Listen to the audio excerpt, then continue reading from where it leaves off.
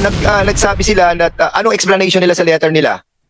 Uh, Mayor, I they will be didn't- asking you again, ha? There is an exchange of communication between you notifying them of their violation and then explaining from them their violation and something that they will be done on that violation. Merong exchange na ano yan, ha? Communication, ha? Correct? They did not reply, Your Honor. So meaning may violation. Stop whispering. Ay nako, attorney. Attorney, namumuro ka na.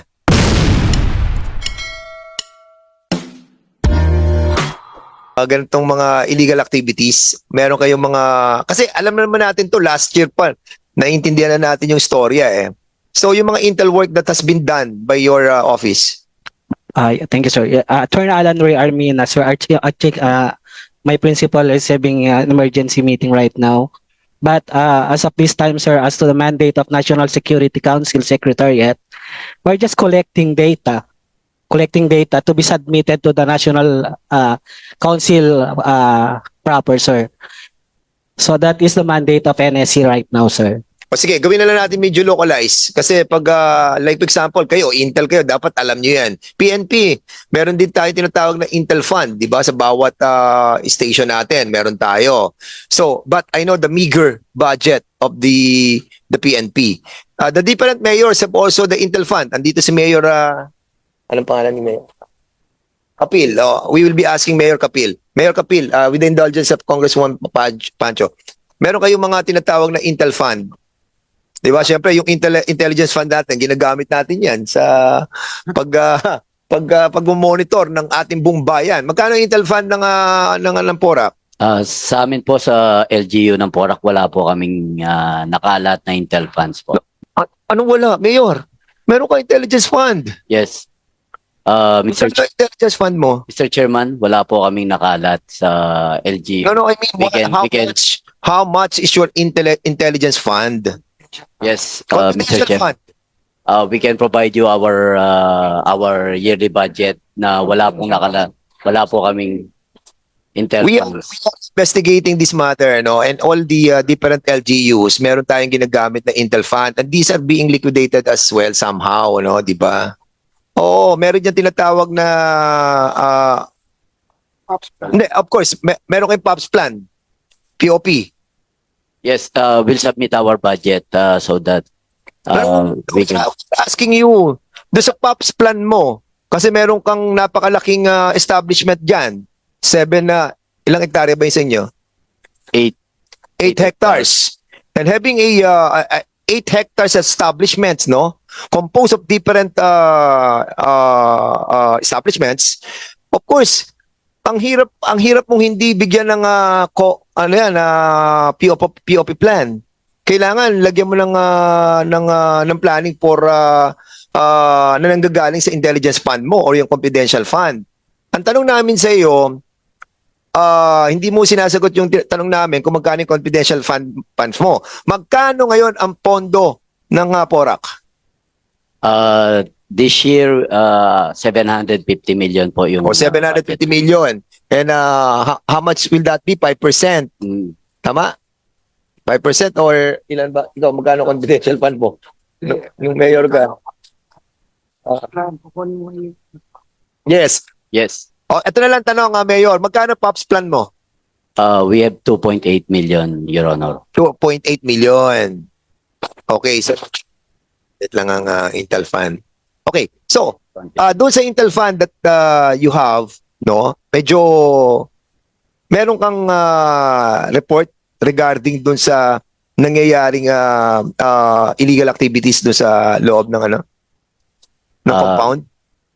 Your Honor, before I answer your question, can I, with your indulgence, can I read first my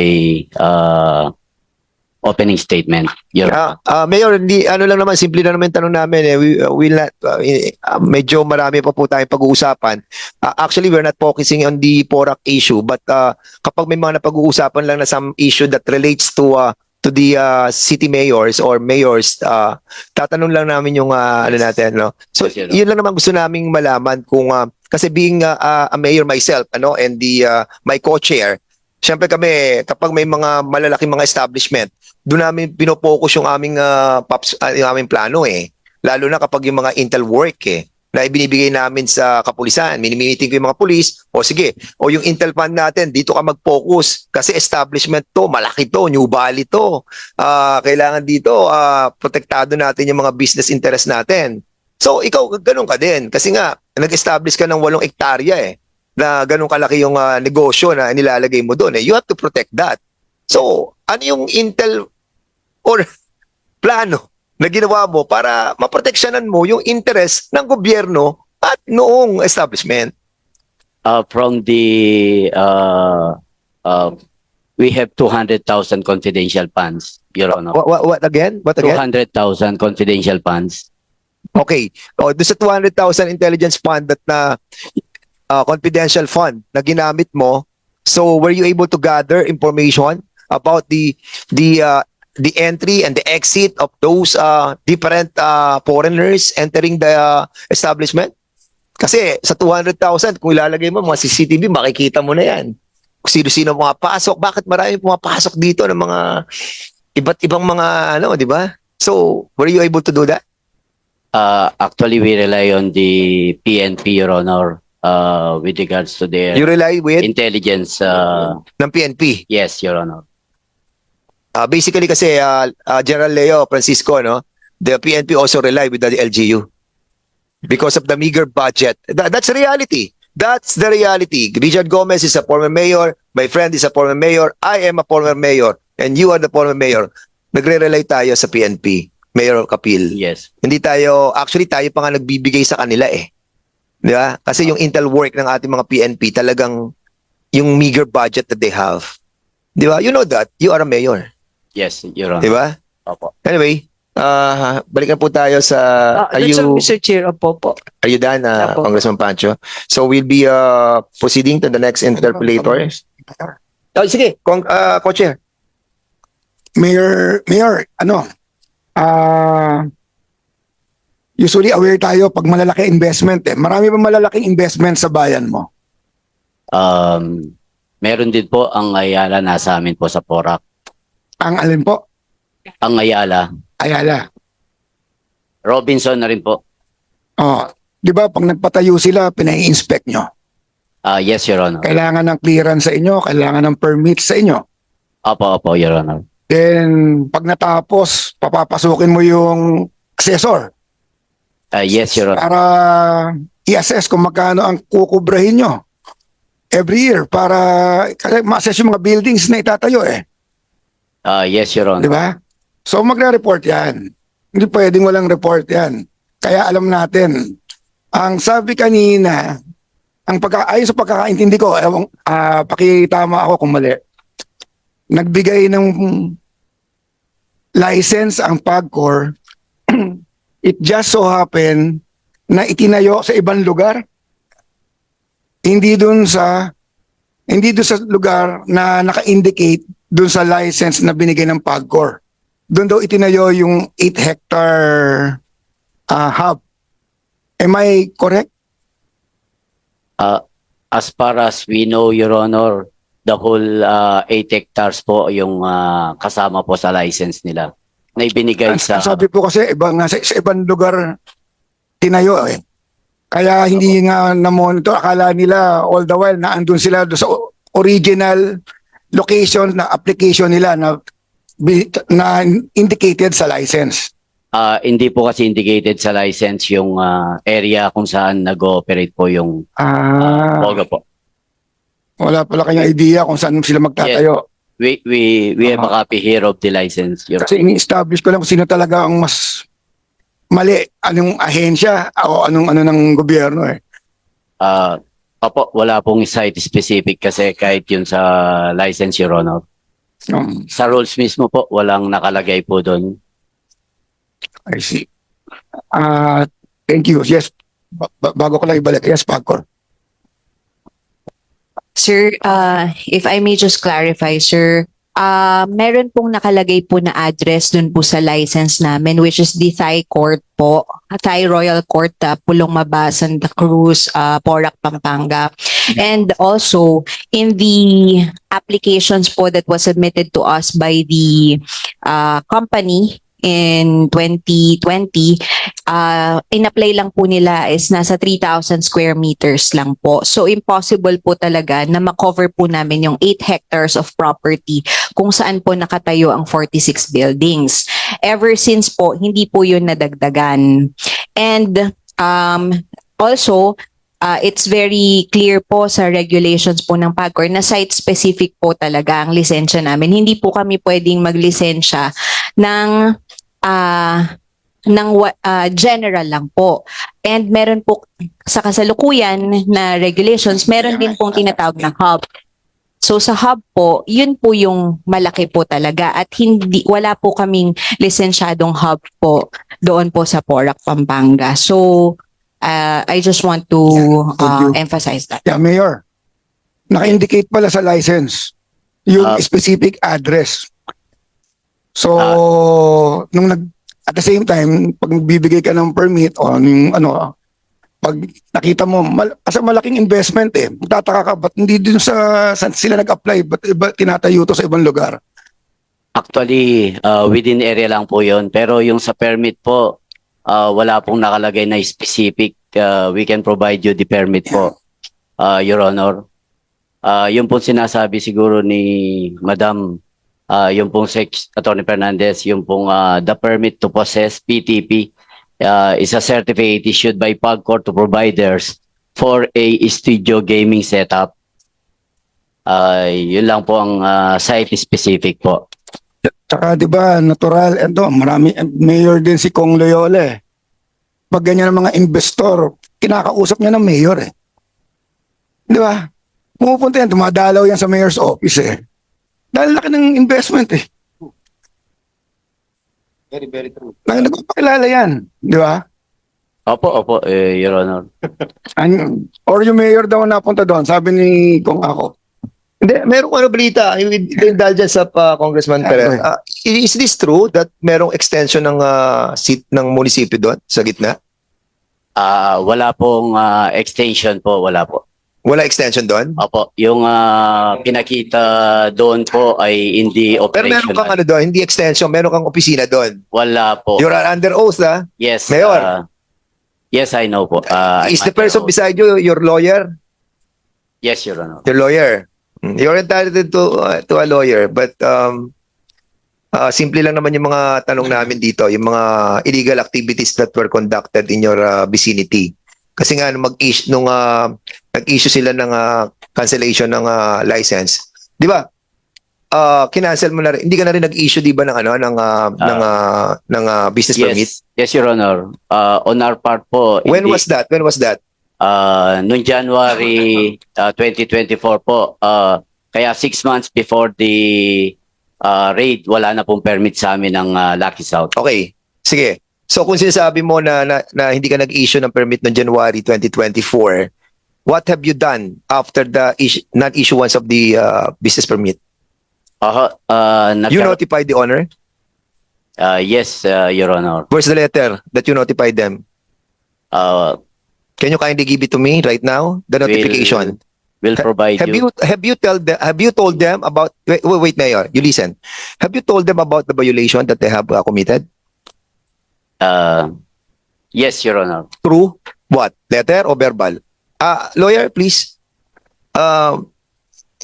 Please stop whispering. Okay? Go ahead. Through our letter, Your Honor. Where's the letter? Will provide. Can you provide it right now? Uh, Then after explaining your intention to close the premises, they have replied on your expression of your violation. Am I right? they write a letter to us. Okay. Anong sagot nila doon anong violation ang sinabi mo sa kanila? Because of violation of dun sa occupancy sa negative sa fire po. And Yun ang minention mo na reason for the violation of the business permit, not the reason that was given by the PAGCOR. actually, iniingan din po namin sila ng IGL permit. Wala silang may pagitan Wala. sa amin. O sige, so Your Honor. ngayon nagsabi sila na anong explanation nila sa letter nila? They did Mayor, not- I they will did be not- asking you again, there is an exchange of communication between you notifying them of their violation and then explaining from them their violation and something that they will be done on that violation. Merong exchange na yan, communication, correct? They did not reply, Your Honor. Oh, they did not reply. Oh, so after that they did not reply on the violation that you mentioned, anong ginawa ninyo? Yun nga po, hindi na namin in-issuean ng permit. Then nagkaroon, No, hindi ka na nag-issue ng January 2024 eh. You mentioned a while ago eh. So kung hindi ka na nag-issue ng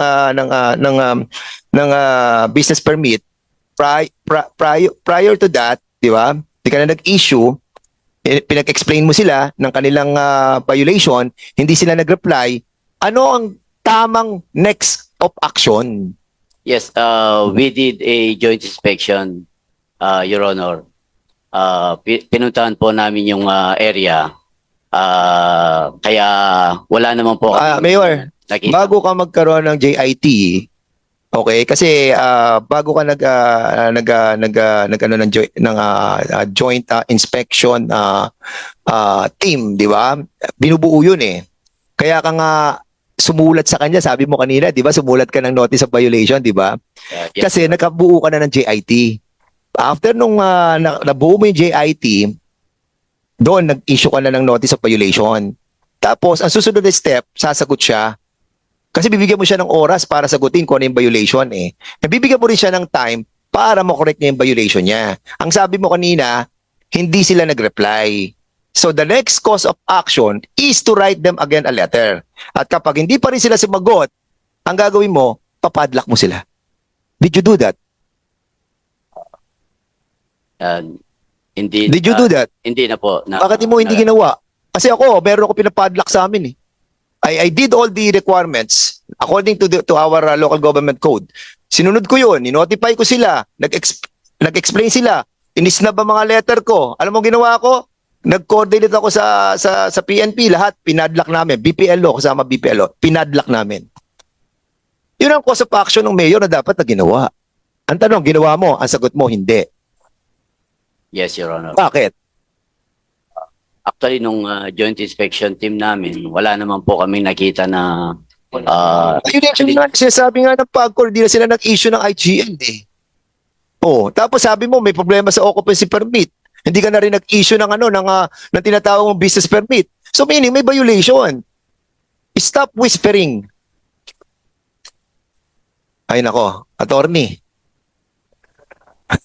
Attorney, namumuro ka na. Please. Mayor,